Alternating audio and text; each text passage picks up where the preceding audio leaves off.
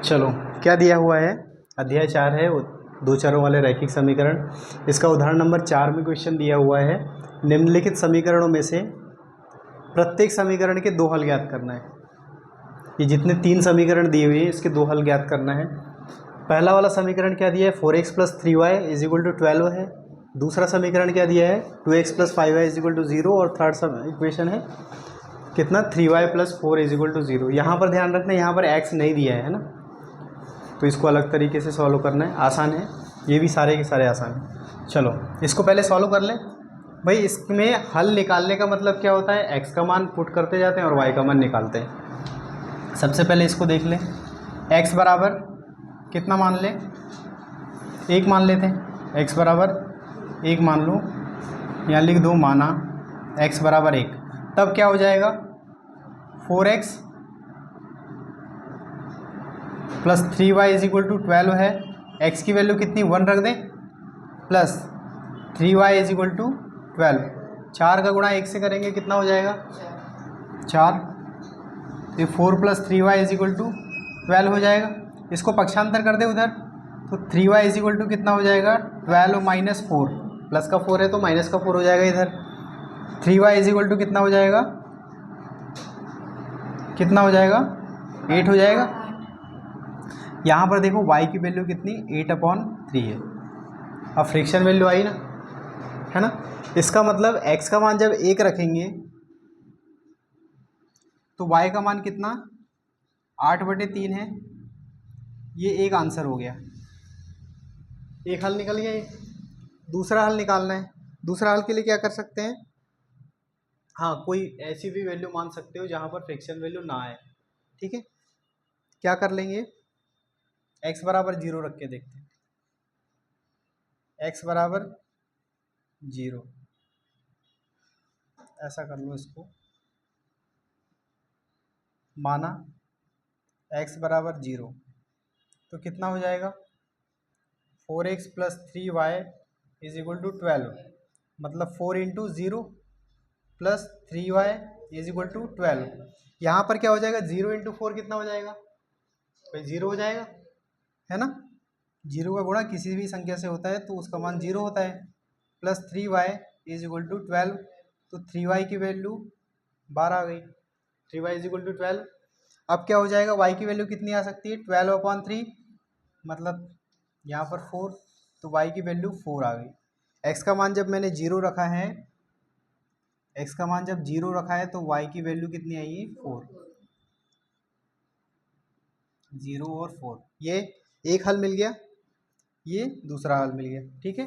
1 और 8/3 और 0 और 4, ठीक है। ये हल लिख लोगे नीचे, ठीक है। अब इसको देख लें, यहाँ पर क्या हो सकता है, सेकंड वाला क्वेश्चन है इसमें।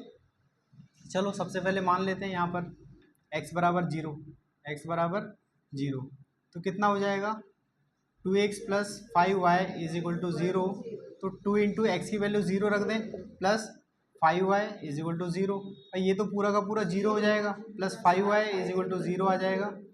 5y की वैल्यू 0 है, तो y की भी वैल्यू 0/5 मतलब 0, तो y की वैल्यू 0। अब यहाँ पर देखो भाई, y का मान तो 0 आ गया, x का मान जब 0 रखा है तो y का मान 0 आया है। इसका मतलब जो बिंदु मिलेगा वो 0, 0 मिलेगा ना। ये एक हल हो गया, ठीक है, एक हल हो गया। दूसरे हल के लिए क्या करेंगे, इसमें दूसरा हल भी वैल्यू 1 रख के देखते हैं। x बराबर कितना, 1 रखने पर लिख सकते हो, कितना हो जाएगा, 2x + 5y = 0। 2 × 1 + 5y = 0। 2 + 5y = 0। इसको पक्षांतर कर दें तो 5y = -2 और y = कितना, -2/5। भाई ये भी तो एक हल है। इसका मतलब जब x का मान 1 रखा है तो y की वैल्यू -2/5। इसको एक बॉक्स में कर लेते हैं, एक ये हल हो गया और एक दूसरा हल हो गया, ठीक है। दो हल निकल गए। इसको भी देख लेते हैं। यहाँ पर देखो एक समस्या क्या आएगी, यहाँ पर x नहीं है, x नहीं है, इसका मतलब इसको इस फॉर्मेट में चेंज कर सकते हैं कि जो मूल रूप होता है किसका, दो चर वाला रैखिक समीकरण, X plus B Y plus C के रूप में यदि लिखना है इसको ऐसा लिख सकते हैं 0 into x plus 3y plus 4 is equal to 0 लिख सकते हैं ना।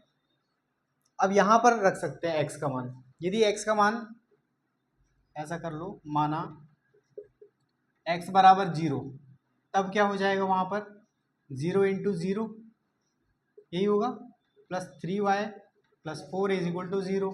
तो भाई इसका मान तो पूरा का पूरा 0 हो जाएगा। तो यहाँ पर 3y इज इक्वल टू -4 आएगा पक्षांतर करेंगे तो, और y की वैल्यू कितनी आ जाएगी -4/3।